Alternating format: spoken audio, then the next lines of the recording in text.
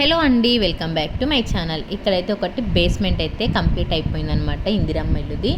So నేనైతే photo capture చేయడానికి అయితే వెళ్ళాను. First Panchayat secretary photo capture చేశాక తర్వాత ఏఈ గారు వచ్చి మెజర్మెంట్స్ సరి చూసుకొని అప్రూవల్ ఇవ్వడం అయితే జరుగుతుంది. ఇది వచ్చేసి బేస్మెంట్ చూస్తున్నారుగా, మనకు బేస్మెంట్ పైన ఇలా ఫ్లెంత్ బీమ్స్ అయితే వేసుకోవాలి. మీకు ఇక్కడ పైన బేస్మెంట్ పైన ఇలా సిమెంట్ అయితే కనిపిస్తుందిగా, వీటినే ఫ్లెంత్ బీమ్స్ అంటారు. అవే మనకు మెజర్మెంట్లోకి తీసుకునేది.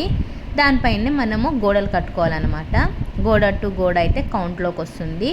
ఈ బేస్మెంట్ మనం ఎక్కువ పెట్టుకున్నా కూడా ఏం కాదు, దీనిపైన ఉన్న ఈ ఫ్లెంత్ బీమ్ అయితే కౌంట్లోకి వస్తుందన్నమాట. ఇక్కడ వీళ్ళు వచ్చేసి మెజర్మెంట్స్ 21x28 అయితే తీసుకున్నారు. మొత్తం అంటే 586 అలా, అంటే 62 గజాలన్నమాట. 580 అలా స్క్వైర్ ఫీట్స్లోకి వస్తే 580, గజాల్లోకి వస్తే 62, 63 అలా అనమాట. ఇది మొత్తం చుట్టుముట్టు చూస్తున్నారుగా, బేస్మెంట్ అయితే ఎక్కువగానే ఉంది. కానీ దానిపైన ఫ్లెంత్ బీమ్ వచ్చేసి లోపలికి పెట్టుకున్నారనమాట. మనం ఇక్కడ ఇలా కాంపౌండ్ కూడా కట్టుకోవచ్చు తర్వాత. అందుకని వాళ్ళైతే చుట్టుముట్టు అయితే ఇలా ప్లేస్ అయితే వదులుకున్నారనమాట. మనము మెజర్మెంట్ తీసుకునేటప్పుడైతే గోడ టు గోడ అనేది కౌంట్లోకి వస్తుంది. మనమైతే బేస్మెంట్ 600 స్క్వైర్ ఫీట్ లోపు బేస్మెంట్ కట్టుకోవాలి. పైన స్లాబ్ వేసేదైతే దానికి పర్ఫెక్ట్ కొలతలంటూ ఏం లేవు, కానీ ఒక 800 వరకు అయితే కట్టుకోవచ్చు అని అయితే చెప్పారు. పర్ఫెక్ట్గా ఇంతలోపే కట్టుకోవాలి అని అలా అయితే ఏం చెప్పలేదు ప్రస్తుతం మాకైతే. వీళ్ళైతే చూస్తున్నారుగా, ఇక్కడ మస్తు ప్లేస్ అయితే వదులుకున్నారు. తర్వాత ఇక్కడ మెట్ల కింద బాత్రూమ్ రావాలిగా, సో పక్కలైతే చాలా అయితే వదులుకున్నారనమాట.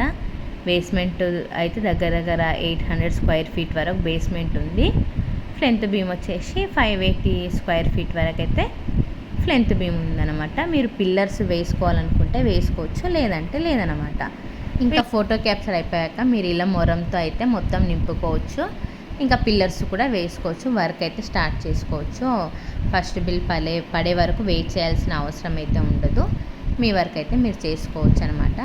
ఇక్కడైతే వీళ్ళు ఒక సంపు కూడా కట్టుకున్నారనమాట, వాటర్ ప్రాబ్లం ఉండకుండా.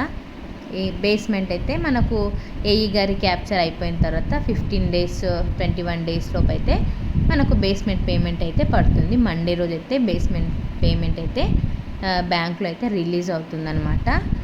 15-21 daysలో వస్తుంది. సో ఇదండి బేస్మెంట్ గురించి అయితే ఫుల్ డీటెయిల్స్.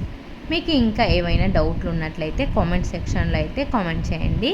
నేనైతే వాటిని క్లియర్ చేయడానికి అయితే ట్రై చేస్తాను.